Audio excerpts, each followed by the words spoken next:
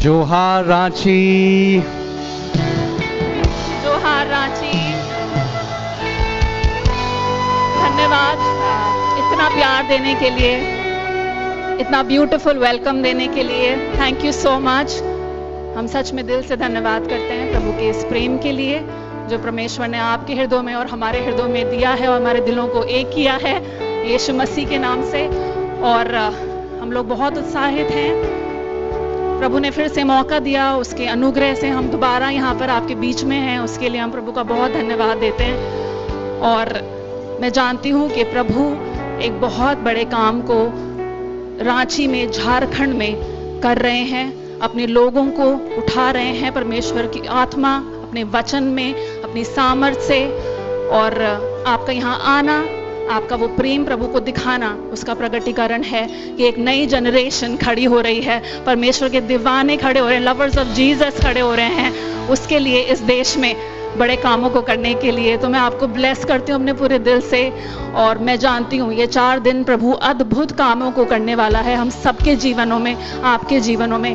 अपने वचन के द्वारा अपनी सामर्थ को प्रकट करके हम बड़े कामों को देखेंगे। प्रभु यीशु मसीह के नाम से मैं आप सबको ब्लेस करती हूँ। Amen. God bless you. We love you. Hallelujah. क्यों ना एक बार आप सब अपने हाथों को उठाएं और आत्मा और सच्चाई से इस समय एक प्रार्थना हम प्रभु यीशु मसीह से करेंगे। वो जो जीवित परमेश्वर है, जो कोई धर्म नहीं, हम किसी धर्म की वजह से यहां पर इकट्ठा नहीं है।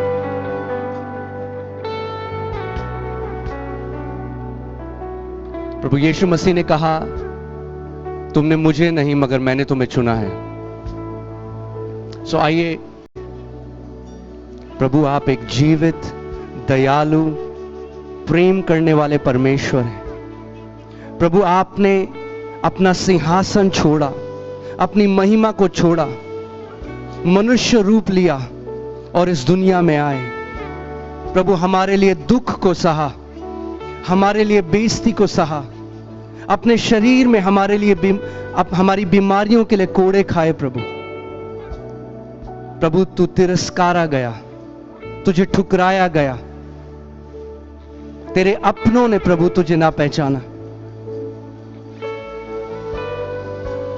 तेरा वचन हमें बताता है कि हमारे सारे पापों को, हमारी बीमारियों को अपनी देह पर लेकर तू उस क्रूस पर चढ़ गया।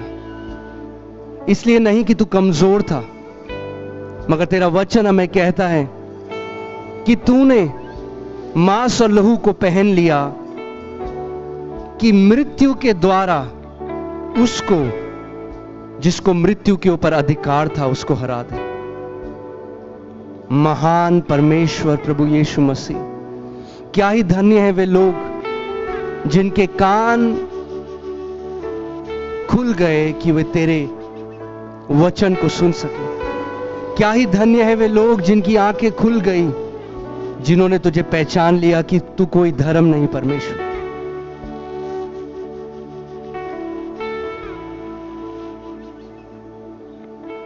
प्रभु आज हमारे मन की आंखों को खोल दे, हमारे मन की आंखों को ज्योतिर्मय कर परमेश्वर। हमें हर एक धर्म की बंधुआई से निकाल दे, हमें हर एक रीति रिवाज के बंधनों से छुटकारा दे। प्रभु हम तेरे वचन को जान सके, उसके प्रकाशन में बढ़ सके, तेरे लेपालक बेटे और बेटी हो सके, तेरे अधिकार में चल सके, तेरे प्रेम में बढ़ सके। और होने दे प्रभु हम सब के जीवन से तू एक बड़ी महिमा और आदर ले, प्रभु यीशु मसीह के नाम में। और उसके परिवार ने कहा, आपकी आमीन में मजा नहीं आया। कम और एक ऊंचा आमीन बोलो, बोलो मैं मसीह का हूं। हालेलुया। इससे पहले हम वचन में जाएं, मैं जानता हूं यहां पर अलग अलग डिनोमिनेशन से लोग हैं। हमारी डिनोमिनेशन कुछ भी हो, हमारी कलीसिया का नाम कुछ भी हो, मगर हम सब एक पिता की संतान हैं। उसी के लहू में हम लोग धुले गए हैं, उसी आत्मा से हम लोग पवित्र किए गए हैं। तो एक गाना है, एक वर्शिप है जो हम करेंगे और उसके बाद हम लोग वचन सुनेंगे, मगर उससे पहले ये घोषणा इस जगह में करेंगे कि हम उसके घराने के हैं। बोलो, मैं यीशु घराने का हूं, मैं यीशु घराने का हूं। स्वर्ग में ये मैटर नहीं करेगा आपकी डिनोमिनेशन क्या थी, स्वर्ग में एक चीज मैटर करेगी कि आप उसके बेटे और बेटी हैं। हालेलुया। कितने लोग तैयार हैं साथ में आराधना करने के लिए? Come on.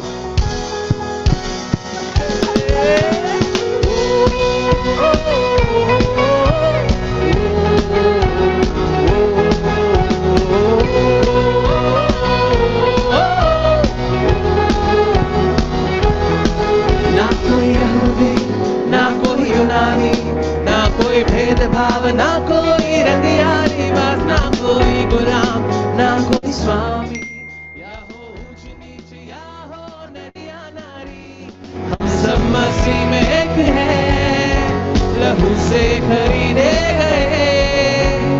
हम सब मसीह में एक हैं, लहू से खरीदे गए। यीशु घराने का वारिस हूं मैं, उसका बेटा हूं मैं। यीशु घराने का वारिस हूं मैं, उसका बेटा हूं मैं।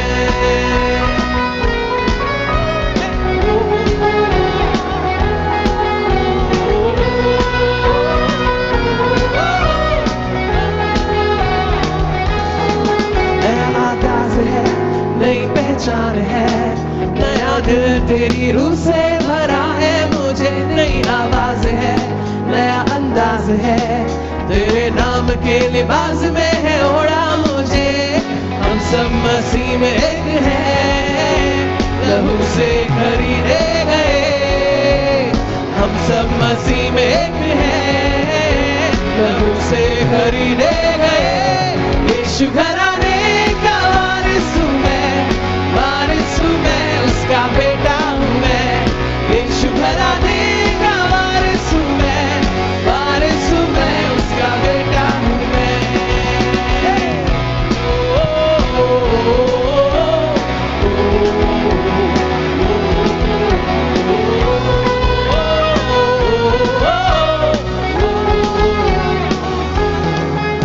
राजाओं का राजा तू, मेरा पिता भी है तू। अब कोई शस्त्र ना रोके मुझे, शत्रु की युक्ति ना ठोके मुझे। तू है बादशाह मेरा, महिमा की तू ही है आशा। बोलो मसीह यीशु की जय, बोलो मसीह यीशु की जय। राजाओं का राजा तू, मेरा पिता भी है तू।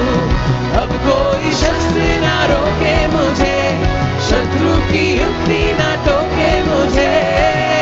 तू है बादशाह मेरा, महिमा की तू ही है आशा। बोलो मसीह यीशु की जय, बोलो मसीह यीशु की जय। यीशु घराने का वारिस हूं मैं, उसका बेटा हूं मैं। यीशु घराने का वारिस हूं मैं, उसका बेटा हूं मैं। यीशु घराने का वारिस हूं मैं, उसका बेटा हूं मैं। यीशु घराने का वारिस हूं मैं, उसका बेटा हूं मैं। हालेलुया। आप सब बैठ सकते हैं।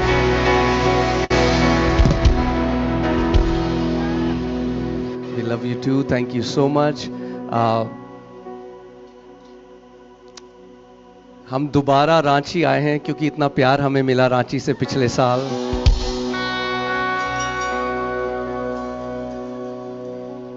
और प्रभु ने जो झारखंड में पिछले साल किया और प्रभु जो कर रहा है, अलग अलग परमेश्वर के दास जो यहाँ पर आ रहे हैं। जैसे मैंने कहा, हम एक राज्य हैं, हम एक किंगडम हैं, एक परिवार हैं। प्रभु का एक बहुत बड़ा प्लान झारखंड को लेकर है और हम यहाँ के सारी कलीसियाओं के लिए प्रार्थना करते हैं, यहाँ के सारे मिनिस्टर्स के लिए प्रार्थना करते हैं कि झारखंड एक ऐसा राज्य बने जो एक उदाहरण बने इस देश के बाकी राज्यों के लिए। अब समय है वचन का। मैं चाहता हूं कि आज का वचन आप बहुत ध्यान धरकर सुने, क्योंकि बहुत सारे मसीह लोग एक बात को नहीं समझते, वो एक बात को नहीं जानते कि आपके जीवन की जो ऊंचाई है या जैसा जीवन आप जिएंगे, जो आपके जीवन की क्वालिटी है, जो आपके जीवन कैसा आपका होगा इस पृथ्वी पे, वो इस बात पे निर्भर करता है कि आपका स्वभाव परमेश्वर के वचन के लिए कैसा है। बहुत सारे आज लोग हैं जो यीशु पर विश्वास करते हैं, किसी ने उनको सुसमाचार सुनाया और उन्होंने यीशु पर विश्वास करना शुरू कर दिया, मगर केवल इतना काफी नहीं है। वो तो पहला कदम है। जब आपने यीशु को अपना प्रभु करके जाना, एक धर्म नहीं, मैं किसी धर्म का प्रचार करने यहां पर नहीं आया, मैं ईसाईयत के बारे में यहां पे बताने नहीं आया, मैं उस जीवित परमेश्वर के बारे में आपको बताने आया हूं। वचन कहता है, स्वर्ग के नीचे और पृथ्वी के ऊपर और कोई नाम नहीं दिया गया जिसके द्वारा मानव जाति उद्धार पा सके। केवल एक नाम है, और वो कौन सा नाम है रांची? प्रभु यीशु मसीह का नाम। और जब आपने सुसमाचार को सुना, आपने यीशु को जाना, आपने उस पर विश्वास किया, मगर इतना काफी नहीं है। कई ऐसे मसीह हैं, आप देखेंगे कि उनके जीवन में जय का कोई सबूत नहीं है। प्रभु यीशु मसीह हमें एक हारा हुआ जीवन देने के लिए नहीं आया। जब तक मैं धर्म में था, जब तक मैं ईसाईयत के अंदर फंसा हुआ था, तब तक मुझे भी ऐसा ही लगता था कि सब कुछ परमेश्वर नियंत्रण कर रहा है और हम केवल एक चीज कर सकते हैं कि उसके सामने गिड़गिड़ा सकते हैं, उसके सामने भीख मांग सकते हैं, और हम जो उपवास और प्रार्थना करते हैं, और यदि कभी उसको दया आ जाए हमारी परिस्थिति को देखकर, शायद वो कभी अगर हमारे आंसुओं को स्मरण करे तो शायद थोड़ी सी दया हमारे ऊपर वो कर दे। मगर ऐसा मैं इसलिए सोचता था क्योंकि मुझे वचन का ज्ञान नहीं था, उसका प्रकाशन नहीं था। परमेश्वर का वचन होशे 4:6 में कहता है, मेरी प्रजा यानी मेरे लोग मेरे वचन ना का ज्ञान ना होने के कारण नाश हो गए, क्योंकि उन्हें मेरा वचन का ज्ञान नहीं, इसीलिए मेरे लोग आज नाश हो रहे हैं। उसका वचन ये नहीं कहता कि मेरे लोग इसलिए नाश हो रहे हैं क्योंकि शैतान बहुत सामर्थी है। वो कहता है एक कारण है कि मेरी प्रजा मेरे लोग नाश हो जाते हैं क्योंकि उन्हें मेरा ज्ञान नहीं है। तो अगर परमेश्वर का ज्ञान ना होने से उसके लोग नाश हो जाते हैं, तो फिर क्या होगा अगर उसके लोग उसका ज्ञान पालें? क्या होगा अगर उसके लोग उसका प्रकाशन पालें? तो फिर यह होगा कि उसके लोग नाश नहीं होंगे, उसके लोग एक दीर्घायु जिएंगे, उसके लोग एक जय का जीवन जिएंगे। आमीन। क्योंकि पहले मुझे भी यही लगता था, सॉवरेनिटी ऑफ गॉड की जो टीचिंग है कि परमेश्वर सॉवरेन है, यानी वो करता है सब कुछ का, जो वो करना चाहे उसकी मर्जी के बिना एक पत्ता भी नहीं हिलता। मगर वचन हमें यह शिक्षा नहीं देता। अगर परमेश्वर की सिद्ध इच्छा इस पृथ्वी पर पूरी होती तो प्रभु यीशु मसीह कभी भी हमें ऐसी प्रार्थना करने को नहीं कहता, हे पिता तेरी इच्छा जैसे स्वर्ग में पूरी होती है वैसे ही तेरी इच्छा पृथ्वी पे भी हो। यानी पृथ्वी पे उसकी इच्छा नहीं होती, उसकी संपूर्ण और सिद्ध इच्छा स्वर्ग में पूरी होती है। भजन संहिता 115 उसकी 16वीं आयत में लिखा है, स्वर्ग तो यहोवा का है, मगर पृथ्वी उसने मनुष्यों को और उनकी संतानों को दी है। अगर आप देखना चाहते हो कि परमेश्वर की सिद्ध इच्छा क्या है, तो वो स्वर्ग में पूरी होती है। स्वर्ग में कोई कैंसर नहीं है, तो परमेश्वर की इच्छा में कैंसर नहीं है। स्वर्ग में कोई गरीबी नहीं है, तो परमेश्वर की इच्छा में गरीबी नहीं है।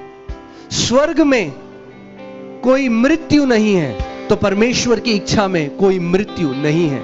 स्वर्ग में डिप्रेशन नहीं है। और प्रभु यीशु मसीह ने हमें यह सिखाया कि तुम ऐसे प्रार्थना करो कि जैसे स्वर्ग में उसकी इच्छा पूरी होती है, वैसे पृथ्वी में भी हो, वैसे तुम्हारे जीवनों में भी हो। तो मैं आपसे आज एक सवाल पूछता हूं, अगर जैसे उस परमेश्वर की इच्छा स्वर्ग में पूरी होती है, अगर उसकी इच्छा आपके जीवन में होने लग जाए, तो आपका जीवन कैसा होगा? अगर परमेश्वर की सिद्ध इच्छा आपके जीवन में हो, तो आपका जीवन कैसा होगा? आपके बच्चों का जीवन कैसा होगा? अगर आपका बच्चा बीमारी में है, यह उस पिता की इच्छा नहीं। अगर आप कर्जों में हैं, डिप्रेशन में हैं, परेशानियों में हैं, तो यह आपके पिता की इच्छा नहीं है।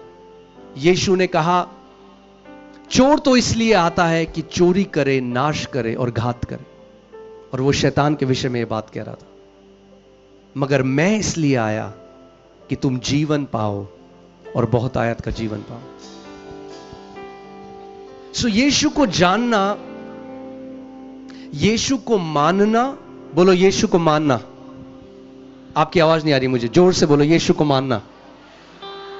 हां, यीशु को मानते आप सारे हो, मगर जानते कम लोग। मानना यीशु को और जानना यीशु को, दोनों दो अलग अलग चीज है। आप यीशु मसीह को मान सकते हो, आपका मुक्तिदाता, मगर क्या आप उसको जानते हो? उसको जानना बहुत जरूरी है। उसके चेले उसके साथ चला फिरा करते थे, मगर उसको नहीं जानते थे। फिलिपुस ने उससे कहा, यीशु तू हमें पिता को दिखा दे तो हम मान जाएंगे। उसने कहा, फिलिपुस तू इतने समय से मेरे साथ है और अभी भी मुझसे यह कहता है कि मुझे पिता को दिखा दे, क्योंकि जिसने मुझको देख लिया उसने पिता को देख लिया। तो अगर आपको सच में जानना है कि परमेश्वर कैसा है, उसका स्वभाव कैसा है, तो आपको यीशु को देखना पड़ेगा, क्योंकि प्रभु यीशु मसीह ही प्रकट करता है कि स्वर्गीय पिता कैसा है।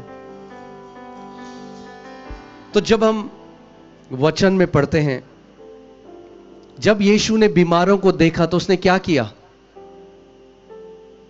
उसने बीमारों को चंगा किया। क्या आपने कभी बाइबल में पढ़ा कि उसने किसी चंगे को बीमार किया? हां? तो फिर परमेश्वर पिता वैसा नहीं है। वो बीमारों को चंगा करता है। वो उसने मुर्दों को जिलाया, उसने अंधों की आंखें खोली, लंगड़े चलने लगे, बहरों के कान खुल गए, कोढ़ी शुद्ध हुए, पैरालिसिस जिनको था, लकवा जिनको था, वे चंगा हो गए। और यीशु ने कहा, मैं अपनी इच्छा को पूरा करने के लिए नहीं, मगर जिसने मुझे भेजा है, मैं उसकी इच्छा को पूरा करने के लिए आया हूं। यानी जब हम यीशु के जीवन को देखते हैं, तो हम पिता की सिद्ध इच्छा को पूरा होते हुए देखते हैं।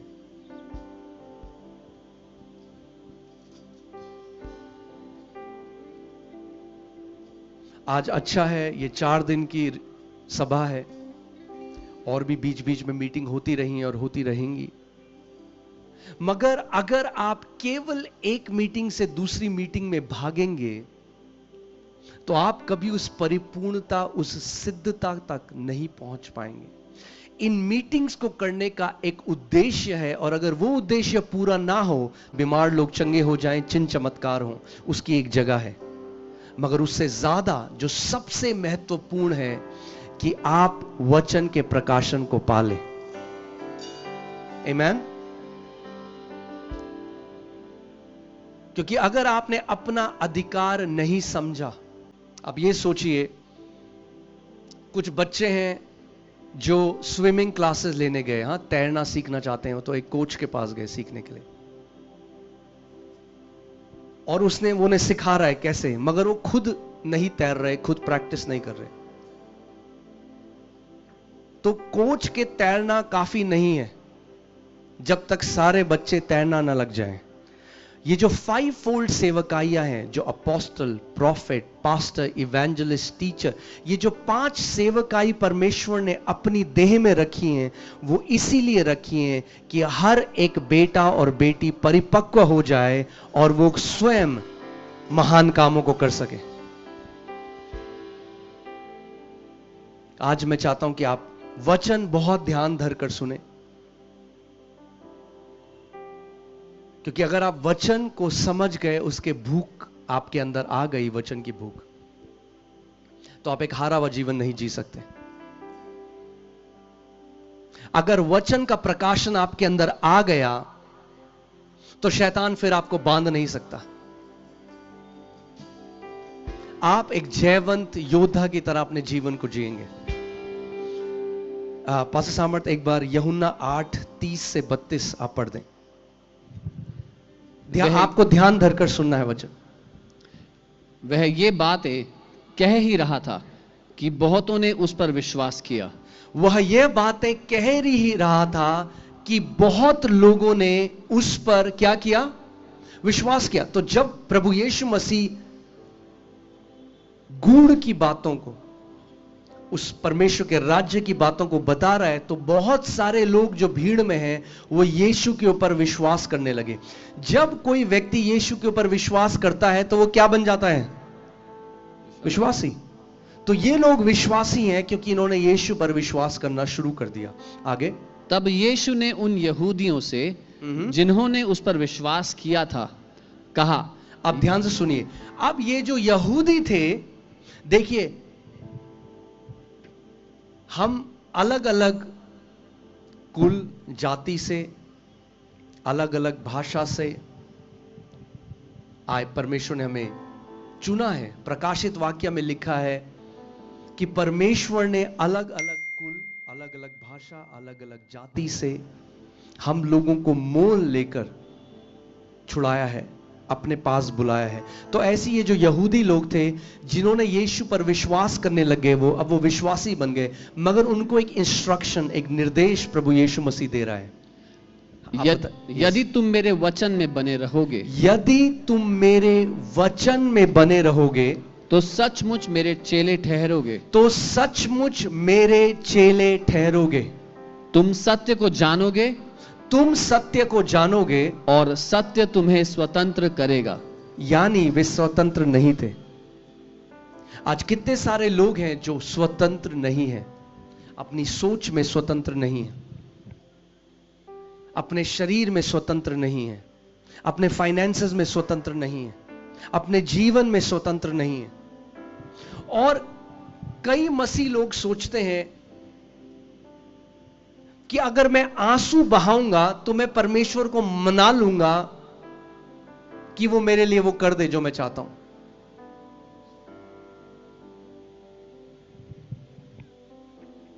अगर मैं ज्यादा उपवास करूंगा तो मैं परमेश्वर से को मना लूंगा। तो कई बारी हम उपवास को एक टोटके की तरह लेते हैं। अच्छा, ये काम नहीं बन रहा, मैं 21 दिन का उपवास में चला जाता हूं। उपवास बिना प्रकाशन के करना एक रीति रिवाज है, और कई लोग सालों से करते आ रहे हैं, 30 साल 40। उपवास बहुत जरूरी है, आप गलत मत समझिएगा। मैं ये नहीं कह रहा उपवास जरूरी नहीं है। हम कलीसिया में हम लगातार उपवास करते हैं, हम लोगों को सिखाते हैं, मगर उसके पीछे प्रकाशन जानना बहुत जरूरी है। तो प्रभु यीशु मसीह इन यहूदियों से कह रहा है जो विश्वासी बन गए कि अगर तुम मेरे वचन में बने रहोगे तब तुम मेरे चेले ठहरोगे। ये विश्वासी है,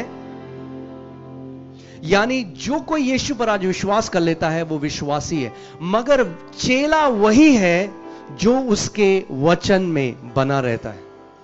और ये जो इंग्लिश में शब्द है अबाइड, अगर आप टीम वो लगाएंगी, जो शब्द अबाइड है, आप देखेंगे ये जो शब्द है मेनो, जो ग्रीक में, इब्रानी में नहीं, हाँ यूनानी में, सॉरी, यूनानी में जो शब्द है मेनो, अबाइड, वचन में कैसे बना रहना है। अब सवाल ये आता है, प्रैक्टिकल हम समझते हैं, मैं आपको प्रैक्टिकल एक टीचिंग देने आया हूं कि जब मैं चला भी जाऊं, आप आत्मा में बढ़ते जाओ, आप प्रकाशन में बढ़ते जाओ। तो मेनो का जो शब्द है उसका मतलब है to stay in a place. जैसे आप एक घर में जाते हैं, जब आप घर में जाते हैं, तो आपने जब घर लिया तो आप वहां जाके रुक गए, आप बने रहे वहां पर। इसीलिए वो है, तुम अगर मेरे वचन में बने रहो, यानी परमेश्वर का वचन आपका घर बन जाए। जो वचन परमेश्वर के वचन है, आपका मनन, आपका चिंतन दिन और रात परमेश्वर का वचन होना चाहिए। परमेश्वर के वचन के बारे में आप दिन और रात सोच रहे हो, परमेश्वर के वचन को एक खाने की तरह आप दिन और रात खा रहे हो। आप जानते हैं ज्यादातर कलीसिया में एक गलत धारणा क्या है कि हमें पास्टर थोड़ा बनना है जो हमें इतनी बाइबल पढ़नी है। ये तो पास्टर का काम है, बाइबल स्टडी करना, वचन को मनन करना, ये हमारा काम थोड़ा है, ये तो पास्टर का काम है। हमें कोई बाइबल ट्रेनिंग के लिए थोड़ा जाना है। वो नहीं समझते इस बात को कि ये जो परमेश्वर का वचन है, इसमें जीवन है, इसमें छुटकारा है, इसमें चंगाई है, और जो कुछ भी आपको परमेश्वर से चाहिए वो उसके वचन के अंदर है। आप फिर से पढ़िए, क्या पास्टर सामत क्या बोला प्रभु यीशु मसीह ने? अगर तुम मेरे वचन, यानी ध्यान सुनिए, अगर तुम मेरे वचन में बने रहो, यानी ऑटोमेटिक नहीं होगा, अपने आप से नहीं होगा। आपको एक निर्णय लेना पड़ेगा कि मैं परमेश्वर के वचन का आदर करूंगा। मैं आज आपको एक चंगाई के बारे में बताने नहीं आया। कई लोग हैं जो बीमार थे, चंगे हो गए, मगर क्या वो जीवन जी रहे हैं? वो यीशु मसीह हमें केवल एक चंगाई देने के लिए नहीं आया। कई लोग हैं जो कर्जे में थे, उनका कर्जा निकल गया, वो कह रहे हैं हाँ जी अब हमारा कर्जा नहीं है, मगर घर में लात घूसे चल रहे हैं पति और पत्नी के।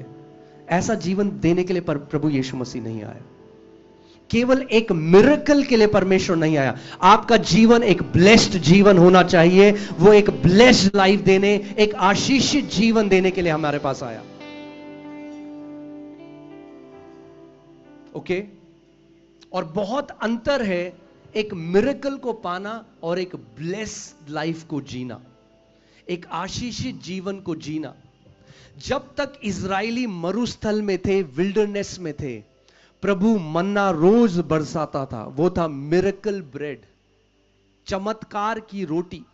आज कितने मसीह हैं, 30 साल हो गए प्रभु को जाने में, आज भी कहते हैं प्रभु मेरे पास किराए का पैसा नहीं है, तू किराए का पैसा दे दे। फिर वो गवाही देते हैं हमारे पास पैसा नहीं था किराए का, प्रभु यीशु मसीह ने किसी के मन में डाला, उन्होंने हमारा किराया भर दिया, हालेलुया, और लोग खुश होते हैं, हालेलुया, बहुत अच्छी बात है।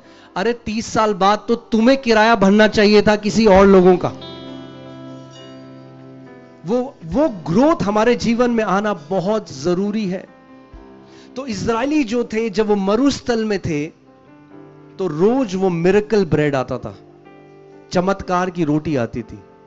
मगर जिस दिन वाचा के देश में प्रवेश करा, जिस दिन कनान में प्रवेश करा, रोटी ने आना बंद कर दिया, क्योंकि उन्होंने एक ऐसे देश में प्रवेश कर लिया था जहां दूध और मधु की धाराएं बहती थी। That's the transition from miracles to a blessed life. ये है प्रवेश कर जाना चमत्कार में जीने से एक ब्लेसिंग में जीने में।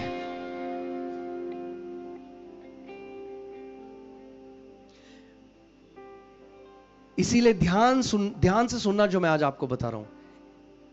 आप क्रूसेड्स में आओगे, मीटिंग में आओगे, मिरेकल जरूर मिलेगा, मगर अगर ब्लेसेड लाइफ चाहिए, वो ना तो किसी के हाथ रखने से आएगी और ना किसी क्रूसेड में जाके आएगी।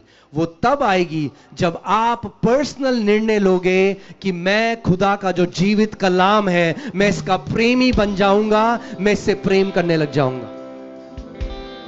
वरना आप एक मीटिंग से दूसरी मीटिंग में भागोगे। मुझे नहीं याद इस अगर मैंने पिछली बार भी बताया था, पर ये दुख की बात है कि आज कितने सारे मसीह लोग हैं जो ले हैंड के लिए 10, 14, 18 घंटे वेट करेंगे, मगर 8 मिनट वचन का अपने घर में वचन का आदर नहीं करेंगे, वचन नहीं खोलेंगे। It's an unhealthy Christianity. ये एक अस्वस्थ मसीहत है। आमेन। हमारा इस रांची में आना सफल होगा अगर यहां पर आप परमेश्वर के वचन के प्रेमी बन जाएंगे। आमेन। मैं आपको बता रहा हूं, जिस दिन आप उसके वचन को चख लोगे, आप ध्यान से सुनो, ठीक है? पास हम दोबारा बताइए एक बारी, क्या प्रभु ने क्या कहा? अगर तुम मेरे वचन में बने रहोगे, ठहर जाओगे। मेरा वचन तुम्हारे लिए, कई लोगों के लिए क्या है, वो वचन में रहते नहीं। कैसे? एक मीटिंग में गए, कान के बगल से गया वचन, ऐसे सुना, गया। घर गए, आप पूछोगे क्या बताया आज? हाँ वो तो पता नहीं, बहुत मजा आया, उन्होंने गाना गाया, यीशु घराने का वारिस हूं मैं। हाँ वो तो अच्छा है, मगर वचन क्या था वो नहीं पता। क्या हुआ? वचन रॉकेट की तरह निकल गया कान के बगल से।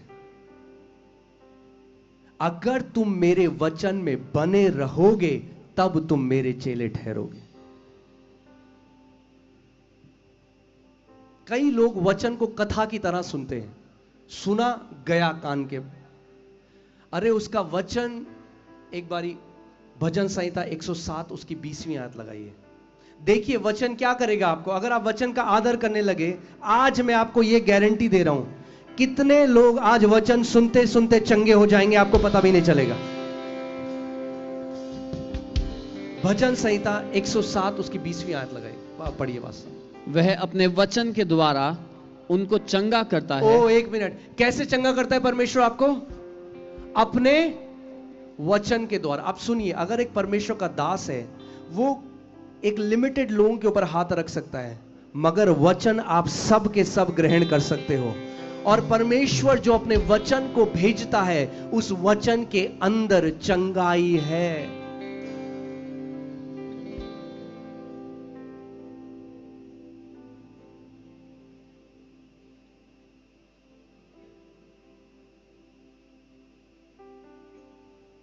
आमेन।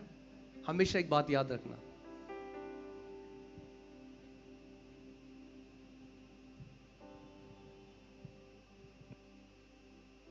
देखिए जो मैं कह रहा हूं, प्रेयर की एक जगह है, ले हैंड की एक जगह है,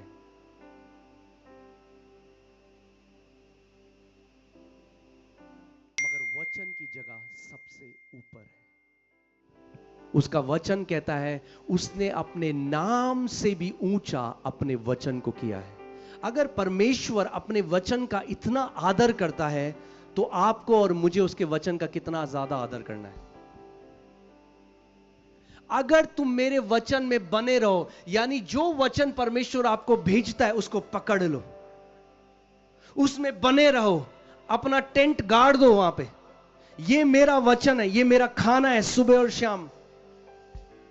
सोते हुए परमेश्वर का वचन, आधी रात को आपकी नींद खुली परमेश्वर का वचन, सुबह उठे परमेश्वर का वचन, ऑफिस जा रहे हो परमेश्वर का वचन बोल रहे हो, ऑफिस से आ रहे हो परमेश्वर का वचन बोल रहे हो। आगे आगे बताइए क्या होगा फिर? अगर हम परमेश्वर के वचन में बने रहे तो यीशु ने कहा कुछ होगा हमारे साथ। उसने कहा स्वर्ग और पृथ्वी टल जाएगा, मगर मेरे वचन, मेरे मुख से निकले हुए वचन का एक बिंदु किसी रीति से ना टलेगा। तो अगर यीशु हमें कुछ बात बताते हैं, आप अपना जीवन, you can bet your life on it, मतलब आप पूरी तरीके से खड़े हो सकते हो उसमें। ठीक है, तुम सत्य को जानोगे, तुम सत्य को जानोगे और सत्य तुम्हें स्वतंत्र करेगा। अब एक बात सुनिए, कई लोग प्रार्थना कर रहे हैं, यीशु हमें छुटकारा दे, यीशु यीशु हमें छुड़ा ले। वो रो रहे हैं, यीशु हमें छुड़ा ले। यीशु आपको कैसे छुड़ाएगा? वैसे ही छुड़ाएगा जैसे उसने कहा मैं छुड़ाऊंगा। आप कितना भी गिड़गिड़ाओ, उसने आपको बताया वो आपको कैसे छुड़ाएगा। मैं तुम्हें सत्य बताऊंगा, सत्य तुम्हें हर एक बंधुआई से आजाद करेगा। यानी अगर कोई बीमारी में है, उसको क्या सुनना है? सत्य परमेश्वर के वचन का।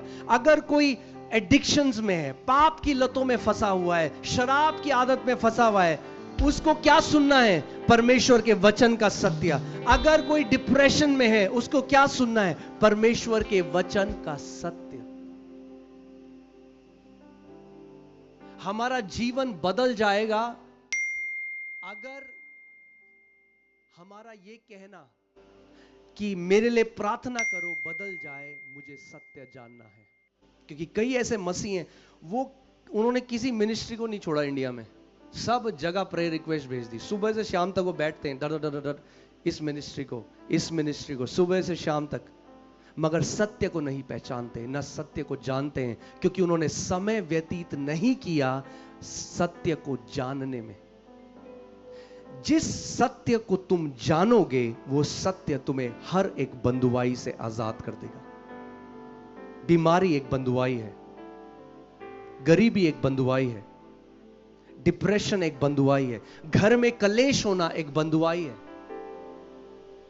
ये सारी बंधुआई है। मगर अगर मैं यीशु के सामने केवल गिड़गिड़ाऊं, यीशु मुझे आजाद कर दे, यीशु मुझे आजाद कर दे, वो कैसे आजाद करेगा आपको? बिल्कुल वैसे ही करेगा जैसे उसने कहा वो आपको आजाद करेगा। मैं तुम्हें सत्य बताऊंगा और सत्य तुम्हें हर एक बंधुआई से आजाद करेगा। यानी अगर आप अपना काम करो तो प्रभु अपना काम करेगा, अगर आप अपना पार्ट करो तो वो अपना पार्ट करेगा। हमारा पार्ट क्या है? हमारा हिस्सा यह है, उसने कहा तुम सत्य को जानो। वो हमारे लिए सत्य को नहीं जानेगा, वो तो सत्य है, हमें जानना है। उसने कहा अगर तुम सत्य को जानोगे तो सत्य तुम्हें आजाद कर देगा। तो अब सवाल यह आता है, प्रभु मैं सत्य को तो जानना चाहता हूं, मगर सत्य है क्या? क्या है सत्य? पश्चिम पढ़िए यूहन्ना 17:17। सत्य के द्वारा उन्हें पवित्र कर, सत्य के द्वारा उन्हें पवित्र कर, तेरा वचन सत्य है, तेरा वचन सत्य है। क्या है सत्य? क्या है सत्य? क्या है सत्य?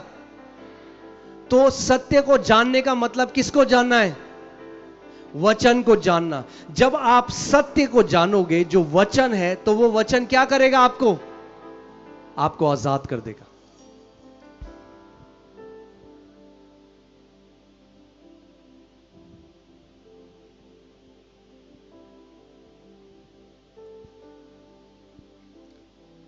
कितने सारे ऐसे मसीह लोग हैं, और मुझे दुख लगता है जब मैं इतने मसीहों को देखता हूं, वो केवल गिड़गिड़ाते हैं परमेश्वर के सामने, भीख मांगते हैं, क्योंकि उस परमेश्वर को नहीं पहचानते अभी भी।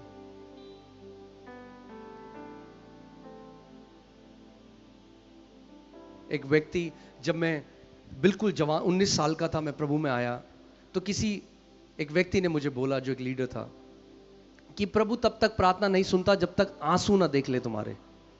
अब पूरी कोशिश कर ली मैंने प्रार्थना में आंसू निकालने की, आंसू निकल ही नहीं रहे मेरे। तो मैंने कहा क्या करूं? फिर मैं और मेरा एक दोस्त था, हमने किचन में जाके प्याज काटने लगे। मैं आपको सच्ची बात बता रहा हूं, क्योंकि अगर प्रभु को आंसू ही देखने हैं तो प्याज काट लेते हैं, आंसू जो आएंगे थोड़ा वो दिखा देंगे यीशु को। परमेश्वर मैनिपुलेट नहीं हो सकता, वो केवल एक चीज से प्रसन्न होता है, और वो है विश्वास। और विश्वास सुनने से, और सुनना परमेश्वर के वचन से होता है। आमीन। तो अब सवाल यह आता है कि कैसे उसके वचन में मैं अपना घर बना लूं, कैसे उसके वचन में मैं बना रहूं, क्योंकि मेरे यीशु ने कहा अगर मैं उसके वचन में बना रहूंगा तो मैं उसका चेला बन जाऊंगा, और अगर मैं उसका चेला बन गया तो मैं सत्य को जान लूंगा, और अगर मैं सत्य को जान लूंगा तो वो सत्य मुझे हर एक बंधुआई से आजाद कर देगा। तो अब जो सवाल है वो ये है कि मैं कैसे वचन में बना रहूं, कैसे मैं वचन को अपना घर बना लूं। और आज मैं आपको बहुत ही प्रैक्टिकल एक टीचिंग देने जा रहा हूं जो बहुत सारे मसीह लोग नहीं करते, बहुत कम लोग करते। हम लोग प्रार्थना में बहुत बात करते हैं परमेश्वर से, मतलब बहुत बोलते हैं, प्रभु ये दे दे, वो दे दे, प्रभु ये कर दे, प्रभु वो कर दे, और उसके बाद बोलते हैं हम यीशु मसीह के नाम में आमेन, और फिर हम उठ के चले जाते हैं। तो अगर आप हमेशा परमेश्वर की उपस्थिति में जाएंगे और वो बोलेंगे जो आपको पता है, तो आप बढ़ेंगे कैसे आत्मिक रीति से? आपकी उन्नति कैसे होगी? अगर आपने अपने बच्चे को स्कूल में भेजा और वो स्कूल में जाके टीचर के सामने केवल बोले और घर आ जाए, तो आपका बच्चा कभी सीखेगा कुछ? प्रार्थना केवल बोलना नहीं, प्रार्थना सुनना भी है परमेश्वर की आवाज। मैं फिर से उस सवाल में आ रहा हूं, कैसे हम वचन में बने रह सकते हैं? अपना घर परमेश्वर में हम कैसे बना लें? पास हम यहोशू 1:8 पढ़िए। व्यवस्था की यह पुस्तक तेरे चित्त से कभी ना उतरने पाए। अब ध्यान से सुनिए, परमेश्वर मूसा के द्वारा अपने लोगों को मिस्र की बंधुआई में से निकाल कर आया।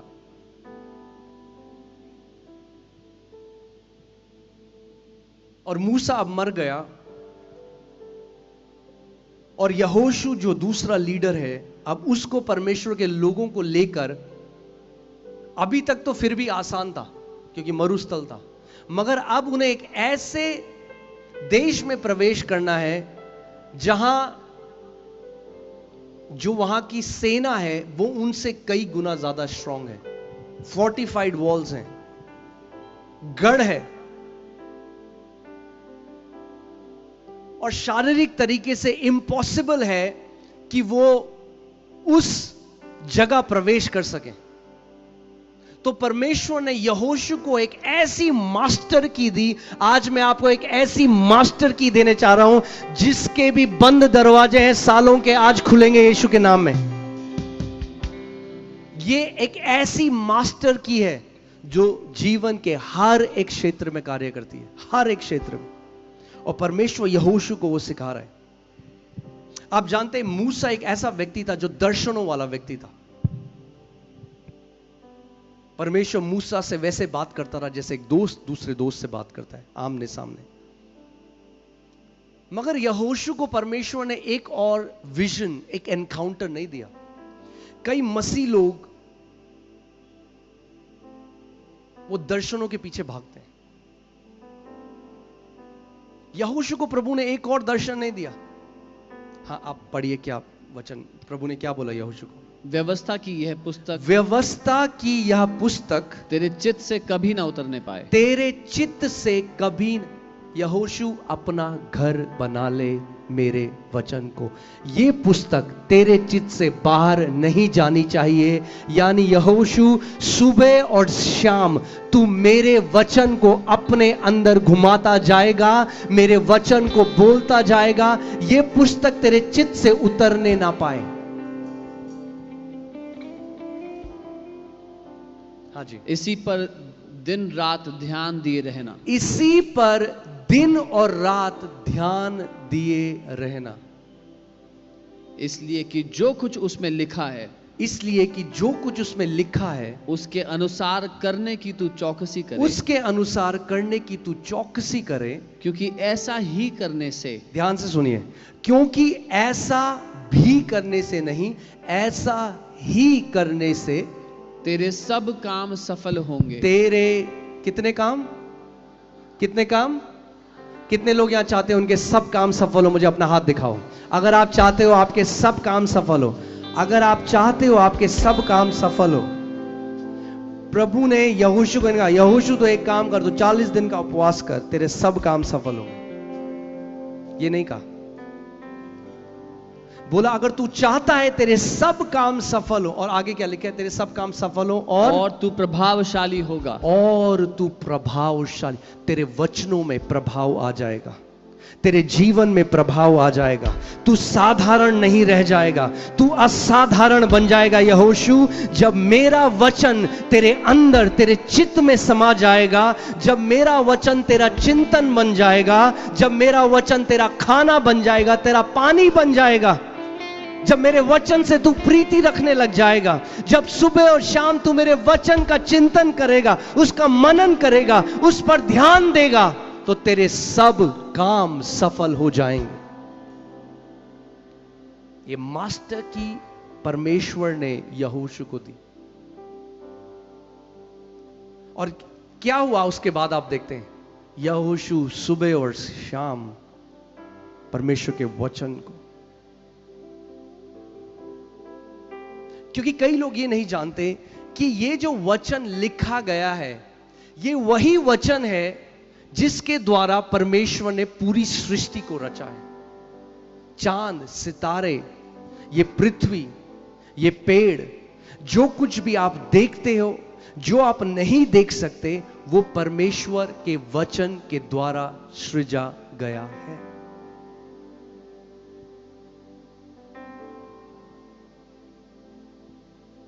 यहोशू, मेरा वचन तेरे चित्त से उतरने ना पाए।